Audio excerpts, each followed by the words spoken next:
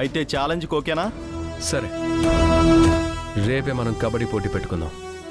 ఎవరు గెలుస్తారో చూసుకుందాం. సరేరా, చూసుకుందాం. గ్రౌండ్ మీద మాదా అని తెలిసిపోతుంది. వీళ్ళు పిల్ల బచ్చగలరా, తొక్కి పడేయచ్చు. రేపటి నుంచి గ్రౌండ్ మనదే. ఇంకెవ్వడు నోరెత్తాడో. పదండ్రా.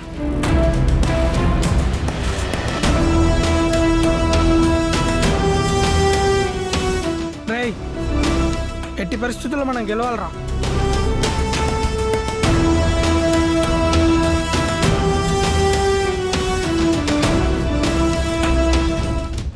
ఏయ్, నువ్వు ఎంత కన్నీళ్లు పెట్టుకున్నా కనుకరించేది లేదు, నిన్ను ఏలుకునేది లేదు. పోవే. అల్లుడు, అంత మాట అనొద్దల్లుడు. నువ్వే దాన్ని కాదంటే అది ఎలా బతుకుతుంది అల్లుడు? ఏ కన్నోళ్ళు మీరున్నారుగా, మీ నెత్తిని పెట్టుకోండి, మీరు పోషించుకోండి. నా నెత్తి మీద మాత్రం పెట్టాలని చూడొద్దు. దీనికి నాకు ఏ సంబంధం లేదు. ఏయ్, నీకు బుద్ధి లేదా?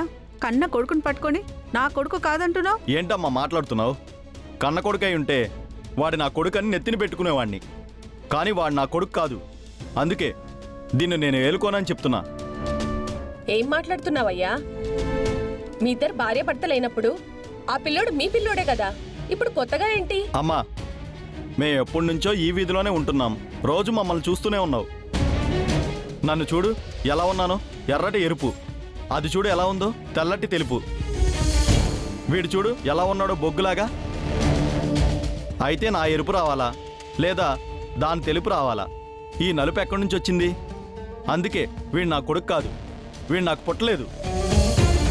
పెళ్ళాం మీద నిందలేస్తే కళ్ళు పోతాయిరా. ఆహా, అవునా?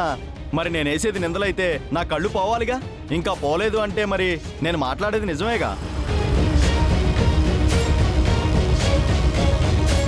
ఏమండి, నేనే తప్పు చేయలేదండి, నన్ను నమ్మండి. నేను నమ్మను.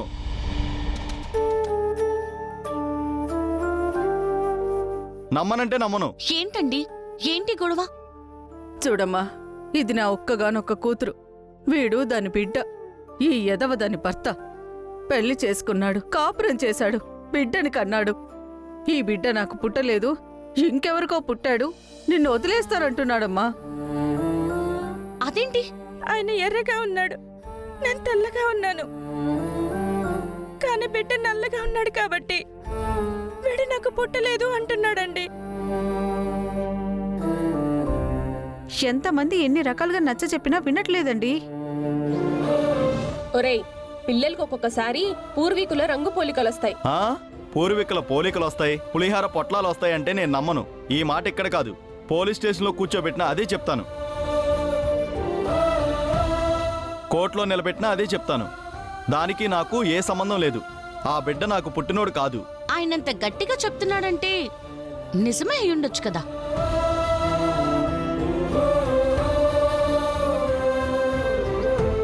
ఏం మాట్లాడుతున్నారండి మీరు? అవును మేడం, తనకే నమ్మకం లేకపోతే అంత గట్టిగా ఎలా చెప్తాడు? ఆ పిల్లవాడు తనకి పుట్టినవాడే అని తను నమ్మాలి అంటే తనకొక క్లారిటీ ఇవ్వాలి కదా. శబాష్ అమ్మా, నువ్వెవరో తెలియదు గాని కరెక్ట్గా మాట్లాడుతున్నావు, న్యాయం మాట్లాడుతున్నావు. వీళ్ళందరూ ఓ నాదే తప్పని అంటున్నారు. అవునవును అంటారు. బాబాయ్, మీరు పాన్ వేస్తారా? అవునమ్మా. ఒకటిస్తారా?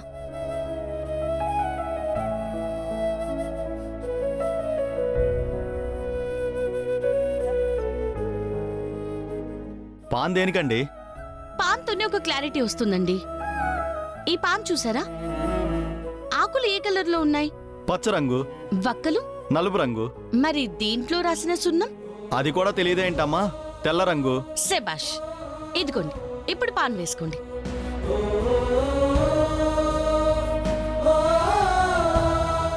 బాగా నమలండి.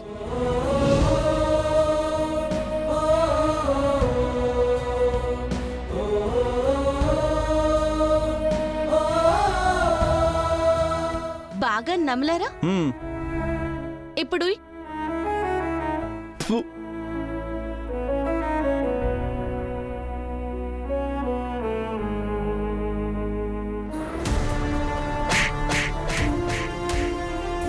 కొడతావేంటమ్మా?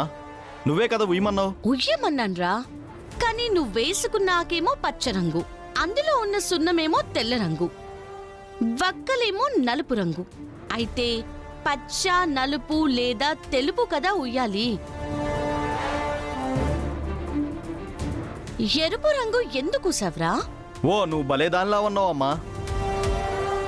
ఆకు పచ్చగా ఉన్నా, ఒక్క నల్లగా ఉన్నా, సున్నం తెల్లగా ఉన్నా, మూడు కలిపితే వచ్చేది ఎరిపే. అదేలా కుదురుతుంది? లాజిక్ ఏంటి అంటున్నాను. నువ్వేమో ఎర్రగా ఉన్నావు, నీ పెళ్ళామేమో తెల్లగా ఉంది, నీ కుర్రోడు నల్లగా ఉన్నాడనే కదా నువ్వు డౌట్ పడుతున్నావు. నీ లెక్క ప్రకారం ఎరుపు తెలుపు కలిస్తే ఎరుపన్నా రావాలి, తెలుపన్నా రావాలి. నలుపు ఎక్కడి నుంచి వస్తుంది అని మాట్లాడుతున్నావు. అలాగే నువ్వు తిన్న 3 కలర్స్ లో ఏదో ఒక కలర్ రావాలి, కానీ ఎరుపెందుకొచ్చిందిరా? ఎరుపెందుకొచ్చింది అంటున్నాను. అమ్మ కొట్టద్దు తల్లి. అందరూ ఒకేలా పుట్టరు, నీకర్థమైందా?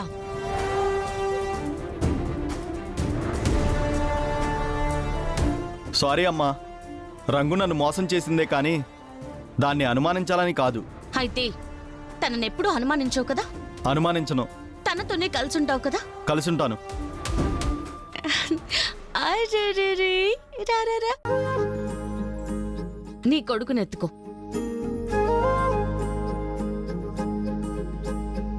వెళ్ళొస్తామమ్మా. వస్తామమ్మా.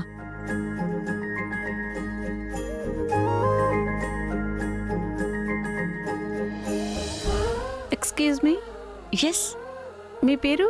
పల్లవి. అవునా, నేను రేడియో స్టేషన్లో ఆర్జీగా పనిచేస్తున్నాను. మీ మాట తీరు, మీ సమయస్ఫూర్తి నాకు చాలా బాగా నచ్చాయి. మీకు ఇంట్రెస్ట్గా ఉంటే రేడియో ఆర్జీగా వర్క్ చేస్తారా? రేడియో జాకీగా జాబ్ ఇస్తారా? అవునండి, మీకు ఇంట్రెస్ట్ ఉంటే చెప్పండి, నేను రికమెండ్ చేస్తాను. మా ఛానల్లో చాలా వేకెన్సీస్ ఉన్నాయి. అంటే మీ ప్రాబ్లం ఏంటో చెప్పండి. ఆ, అంటే నేను ఇంకా చదువుకుంటున్నానండి. మార్నింగ్ నుండి ఈవినింగ్ వరకు కాలేజ్ ఉంటుంది. నో ప్రాబ్లం, ఈవినింగ్ ప్రోగ్రామ్ చేద్దరు గాని. మీ నెంబర్ చెప్పండి.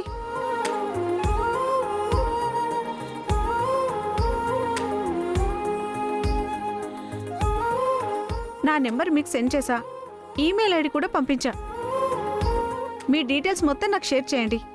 మీరు ఎప్పుడు రావాలి, ఎప్పుడు జాయిన్ అవ్వాలన్నీ నేను చూసుకుంటాను. Okay, all the best. చాలా థ్యాంక్స్ అండి. ఈ జాబ్లో జాయిన్ అయితే ఆ వచ్చే మనీతో నేను నా కాలేజ్ ఫీజు కట్టుకోవచ్చు, నా అవసరాలు నేను తీర్చుకోవచ్చు. ఆవిడికైతే మాటిచ్చాను, కానీ ఈ విషయం ఇంట్లో చెప్తే ఏమంటారు?